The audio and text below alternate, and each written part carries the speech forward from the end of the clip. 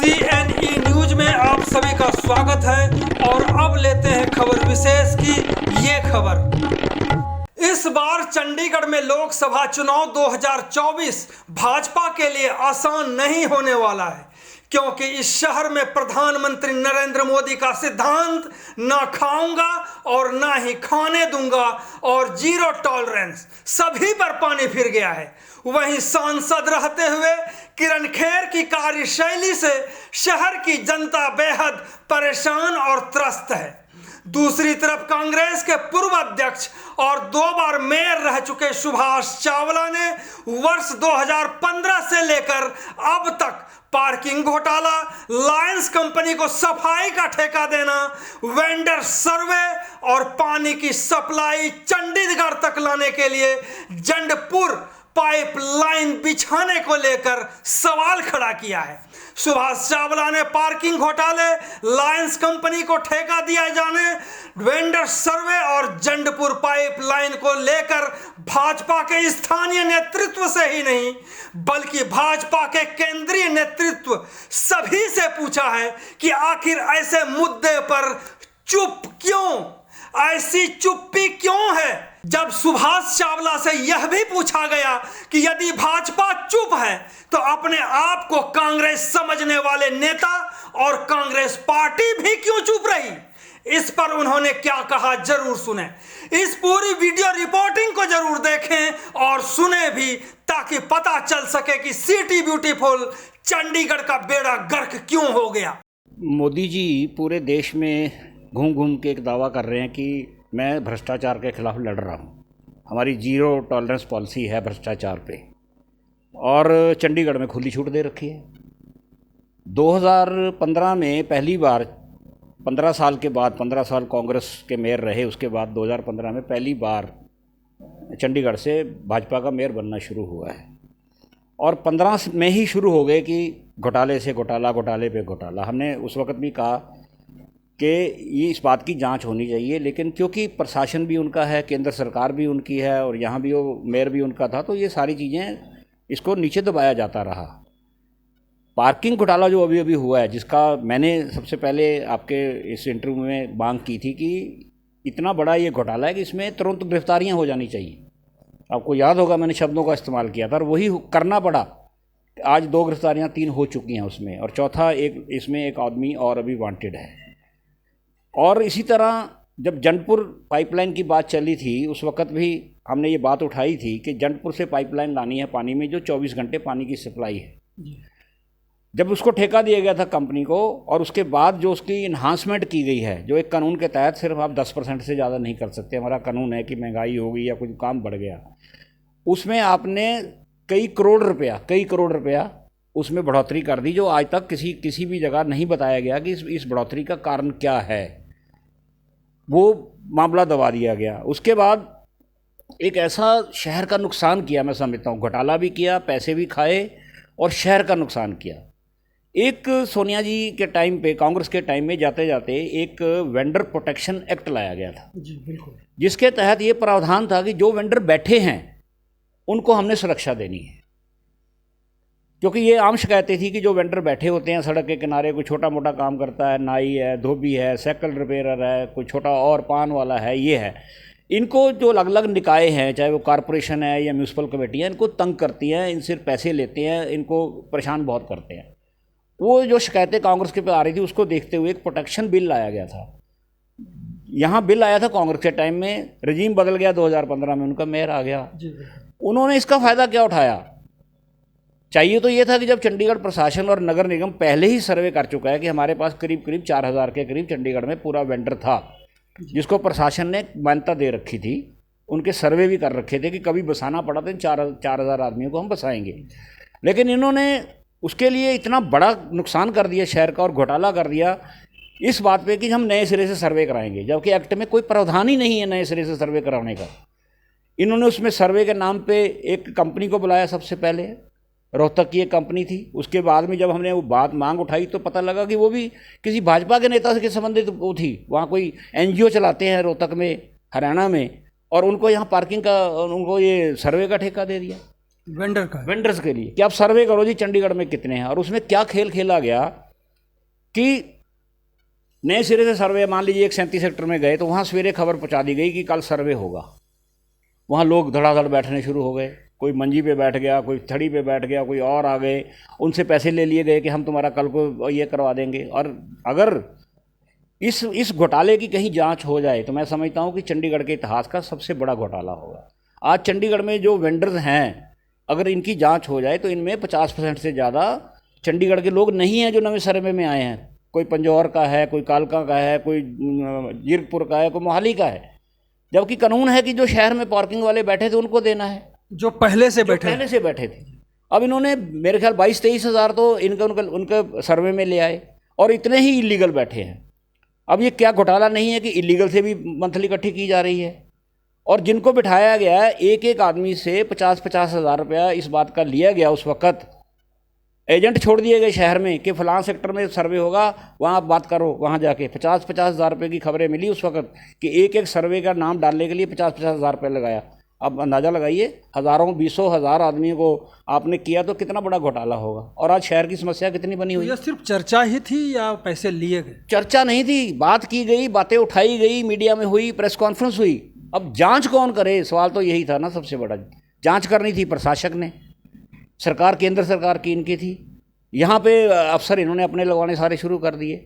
वो सारी बातें मीडिया ने भी बहुत ज़ोर लगाया इन पे। पर जब कहते हैं कि जब सैयाँ भय कोतवाल तो डर काहेगा, कोतवाल तो इनके अपने सैयाँ थे ना, तो ये बात दब गई। अब पार्किंग घोटाला भी जो हुआ है ये इसलिए ज़्यादा उठा है, हमने भी मांग की। ये सबसे बड़ी, मैं बहुत बहुत बधाई देता हूँ बीजेपी के पार्षदों को, जिन्होंने खुद इस बात की परवाह ना करते हुए, बल्कि मुझे उन्होंने बताया कि उनके ऊपर भी बहुत दबाव था एक आदमी का कि ये मामले मत उठाओ हाउस में, हमारी पार्टी की बदनामी होगी। उसके बावजूद उन्होंने जो हाउस में इस मामले पे उठाया, और जिन्होंने दबाव बनाया अपने ही पार्षद से कि इस मसले को ना उठाया जाए, क्या उनका कोई निजी इंटरेस्ट रहा होगा? मैं आपको बताऊंगा इसके बाद। जब ये उठा मामला, उसके दबाव के बाद ये परतें खुलने लगी, तब पता लगा कि ये पार्किंग ठेकेदार ने जो पैसे नहीं जमा कराए उसको क्यों ढील दी गई, इसके पीछे कौन बीजेपी का नेता था, कौन उसकी सिफारिश करता था। ये बातें सारी खुल के आ रही हैं अब धीरे धीरे। और मैं इस पर आपसे बात करता हूँ इंटरव्यू अगले हिस्से में, कि ये सारे घोटाले जो हो रहे हैं 2015 के बाद ही हुए हैं। 2015 से 22 में बैठे हैं आज। कांग्रेस ने भी तो 15 साल मेयर रहे हैं। बताएं कोई नाम लेना किसी मेयर का या किसी पार्षद का, या कोई बड़ा ऐसा घोटाला कि कोई हो कि जो 15 साल में की हो। शोर शराबा ये बहुत करते रहे हैं हाउस में किसी छोटे छोटे इश्यूज़ पे लेके।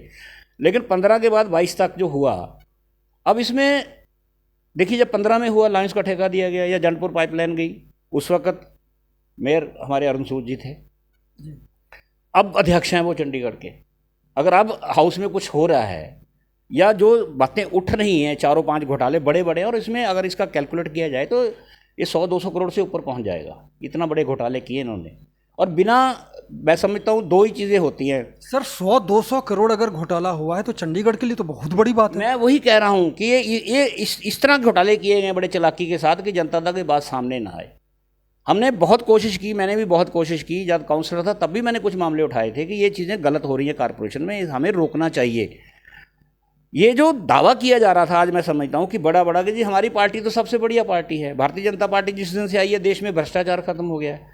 और मैं इस दावे के साथ कह सकता हूँ कि जितना भ्रष्टाचार आज म्यूनिसिपल कॉरपोरेशन में है 96 से लेकर कभी नहीं था। सर, आपकी बात हम मान भी लें तो जो पार्किंग घोटाला है, लायंस कंपनी को ठेका देने की बात है, वेंडर सर्वे का है, और जंडपुर पाइपलाइन की बात करते हैं, तो आखिरकार घोटाला होता रहा और कांग्रेस, आम आदमी पार्टी चुप्पी साधते रहे। तो क्या मायने इसका है?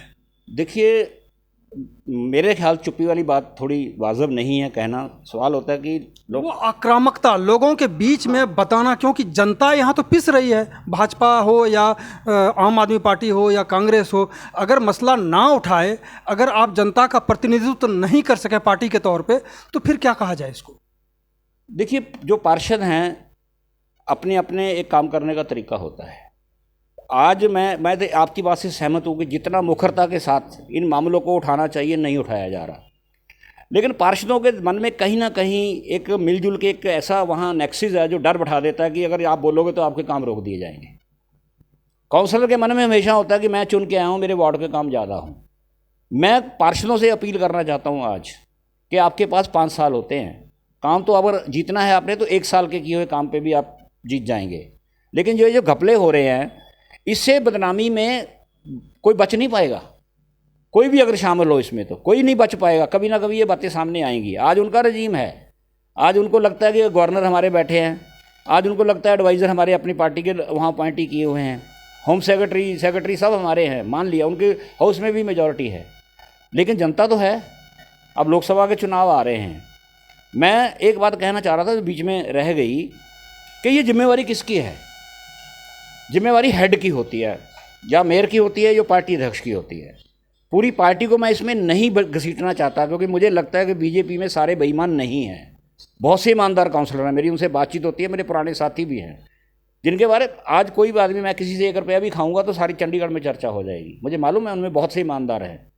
लेकिन ये जो घपले हैं, इस बात के नाम पे उनको अनुशासन के नाम पे दबाया जा रहा है पार्टी के अंदर। जो उन्होंने मुझे कहा कि हम बोल नहीं सकते, हमें ये कहा गया जब अगली बार आपको टिकट नहीं देगी, आपको अगली बार हम मेयर नहीं बनाएंगे, आपको डिप्टी मेयर नहीं बनाएंगे, आपको फलानी कमेटी का चेयरमैन नहीं बनाएंगे।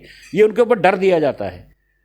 यहाँ तक हुआ पिछले दिनों, जब पिछली मेयर थी, आम आदमी पार्टी, कांग्रेस और बीजेपी ने एक एजेंडा लाए थे हाउस में कि कुछ काम कोटेशन पे होते हैं। अफसरों को अधिकार दे रखा है कि वो कोटेशन लगा के काम कर सकते हैं।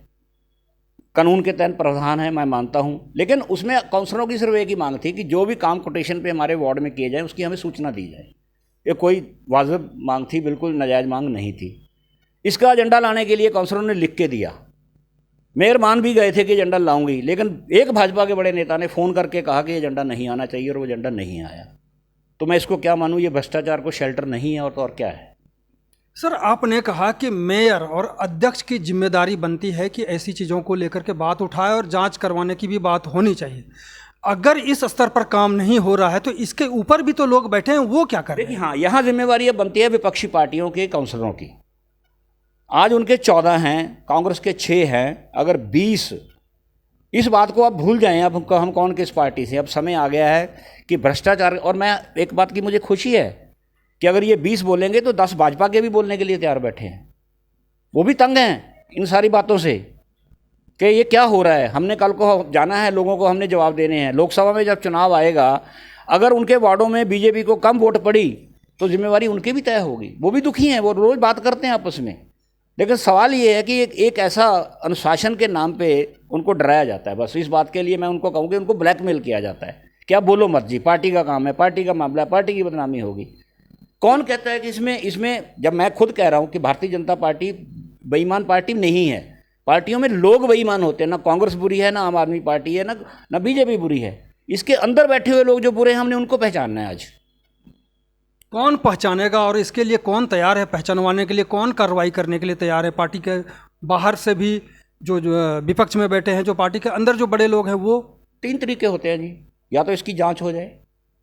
अब जांच हुई है ना घोटाले की, विजिलेंस को जांच दी है। शायद आम आदमी पार्टी के कॉरपोरेशन के इतिहास में ये शायद पहली जांच है जिसमें गिरफ्तारियां हो गई। हुई है ना, मांग उठी है। क्यों हुई है जांच? कि भाजपा ने भी उठाया साथ। उन्होंने नहीं परवाह की अपने किसी आदेश की। क्या उन्होंने कहा जी ये तो मोदी जी को बदनाम कर रहे हैं, बीजेपी को बदनाम कर रहे हैं ऐसे घपले। तो सर, आप चाहते हैं कि जो वेंडर सर्वे है, वेंडर्स के लिए जो सर्वे हुआ, पार्किंग घोटाला हुआ, लायंस कंपनी का जो मामला है ये भी, और जंडपुर पाइपलाइन, इसका सबको मिला करके जांच होनी चाहिए, अलग अलग जांच बैठनी चाहिए? देखिए, इसके अगर कोई कलेक्टिव जांच बैठा दें, ये सारे मामले इकट्ठे करके, इससे बढ़िया तो बात ही नहीं है। दे दें, एक बार पता लग जाएगा, दूध का दूध पानी आ जाएगा। लोकसभा के चुनाव आ रहे हैं, उससे पहले से मैं जो बोल रहा हूँ आज, मैं भाजपा के पक्ष की बात कर रहा हूँ।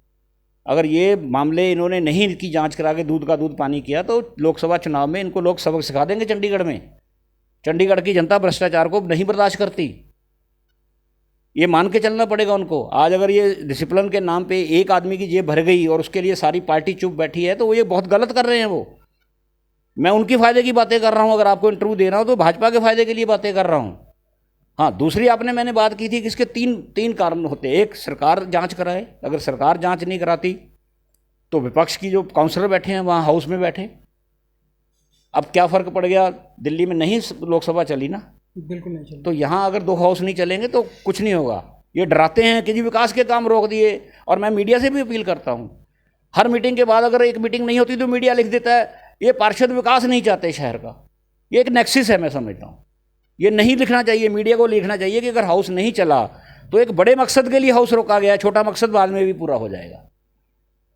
तो कुल मिलाकर के जो पार्किंग घोटाला है, लायंस कंपनी को ठेका देने की बात है, वेंडर सर्वे है और जंडपुर पाइपलाइन, अगर सभी को मिला करके जांच किया जाए तो एक बहुत बड़ा घोटाला सामने आ सकता है।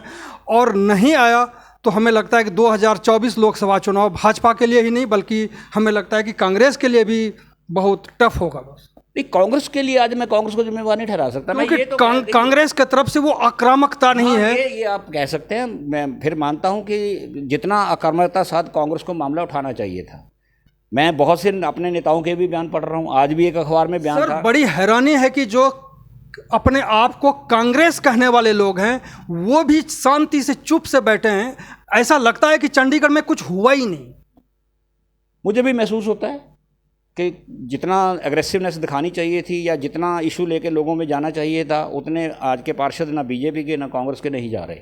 जाना पड़ेगा, जाना चाहिए उनको, अगर उन्होंने सही मायनों में लोगों की नुमाइंदगी करनी है। हमें लोग वहाँ देखिए 2-4 दिन अब मिलके बैठ लिए आपस में, कुछ बातों पे आपने सहमति बना ली, इसका मतलब आपकी दोस्ती तो नहीं होगी उनके राजनीतिक तौर पे।